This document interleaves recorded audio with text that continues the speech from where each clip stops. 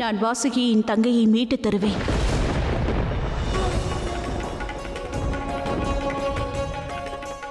ஆனால் இதை செய்வதற்கு எனக்கு தங்களுடைய உதவி தேவை மகாதேவா.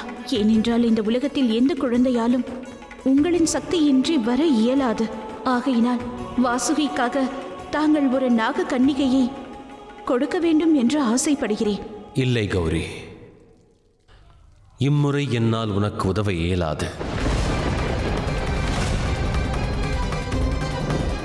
வாசுகி தங்கையின் பிறப்பினால் பெரும் சங்கடங்கள் நிச்சயம் நேரும். காலச்சக்கரத்திற்கு பாதிப்பு ஏற்படும் சூழலும் உருவாகும். வாசுகியின் மகிழ்ச்சிக்காக பிரபஞ்சத்தை துயரக்கடலில் ஆழ்த்த என் மனம் அனுமதிக்காது. நான் உங்களுக்கு வாக்களிக்கிறேன் மகாதேவா. வாசுகியின் தங்கையின் பிறப்பிற்கு பிறகு என்ன நிகழ்ந்தாலும் அதற்கு பொறுப்பாக நான் இருப்பேன்.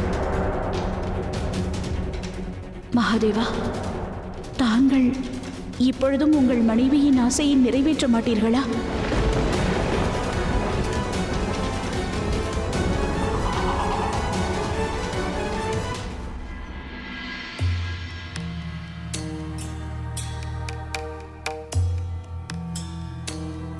திடீரென கைலாயத்தில் இச்சபையை கூட்டியதற்கான காரணம் என்ன தாயே?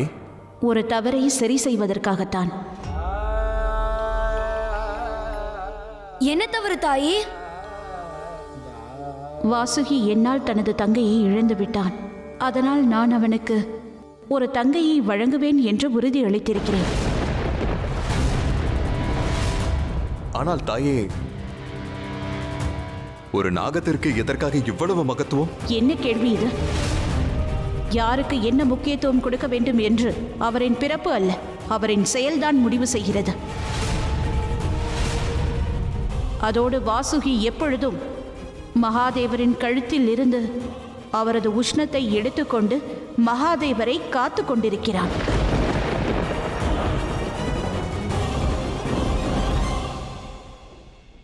எனக்கு தெரியும் மகாதேவா, எனது இந்த முடிவு தங்களுக்கு பிடிக்கவில்லை. இருப்பினும் தாங்கள் எனக்கு உதவி புரிய முடிவு செய்ததற்கு நன்றி.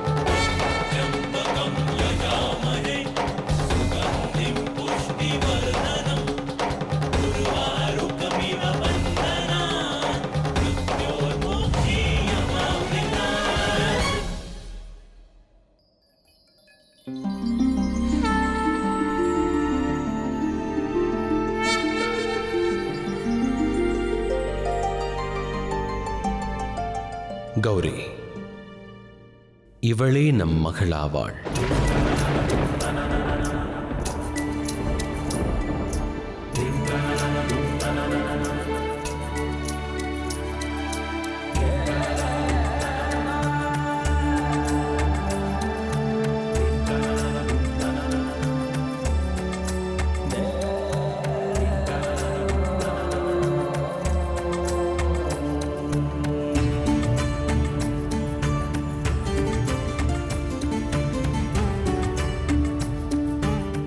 உனது தங்கையை வாங்கிக் கொள்ள மாட்டாயா வாசுகி?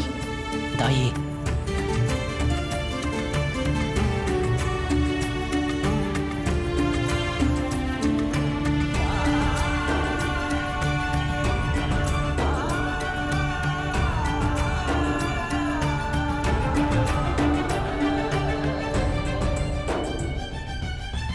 என்னிடம் உங்களுக்கு நன்றி கூற வார்த்தையே இல்லை தாயே.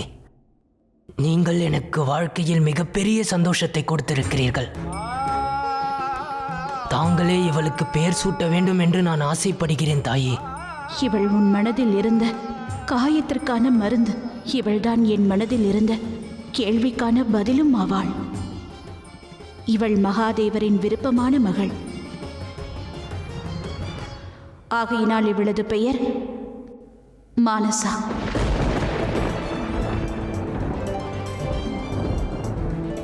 மானசா, நான் உனக்கு எந்த ஆபத்தும் வரவே விடமாட்டேன். இது உன் தமையனின் வாக்காகும். தாயே, உங்களின் அனுமதி இருந்தால் நான் இவளை நாக உலகத்திற்கு கொண்டு செல்லவா?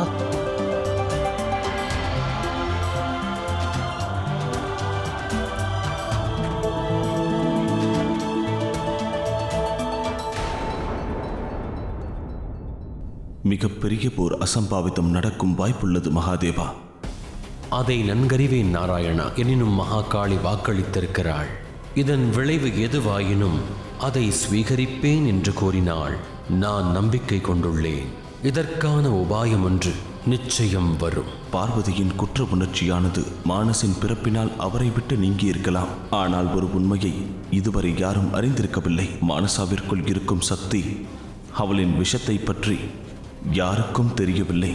அது பார்வதிக்கும் தெரியவில்லை, வாசுகிக்கும் தெரியவில்லை.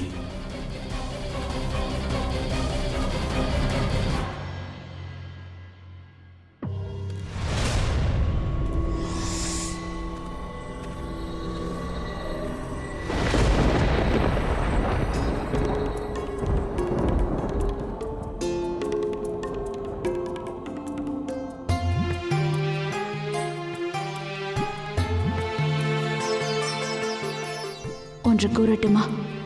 இன்று என் மனதில் தங்கள் மீது இருக்கும் பாசத்தை விட மரியாதை அதிகரித்துள்ளது. வாசுகியின் தங்கையை நான் பறித்துவிட்டேன் என்ற குற்ற உணர்ச்சியை தாங்கள் என் மனதிலிருந்து போக்கிவிட்டீர்கள்.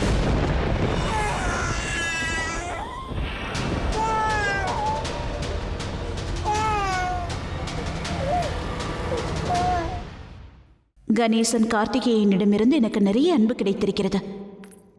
ஆனால் மானசாவின் பிறப்பிற்கு பிறகு ஒரு தனித்துவமான தாய்மையை நான் உணர்கிறேன்.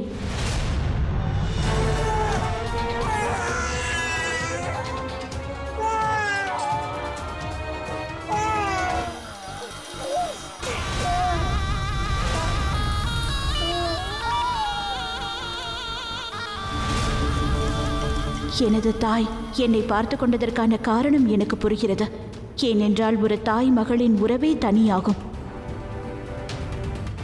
யோசித்து பாருங்கள், மானசா இப்பொழுதுதான் பிறந்திருக்கிறாள்.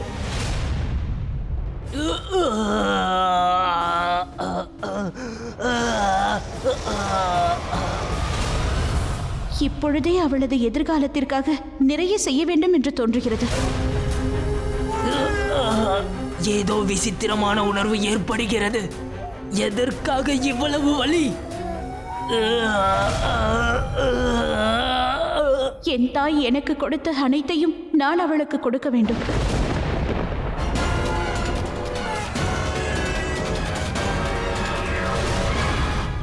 மற்றவர்கள் கூறுவது உண்மைதான். ஒரு மகள் தாய் தந்தையின் இதயத்தின் ஒரு பகுதியாவாள். நான் கூறுவது சரிதானே?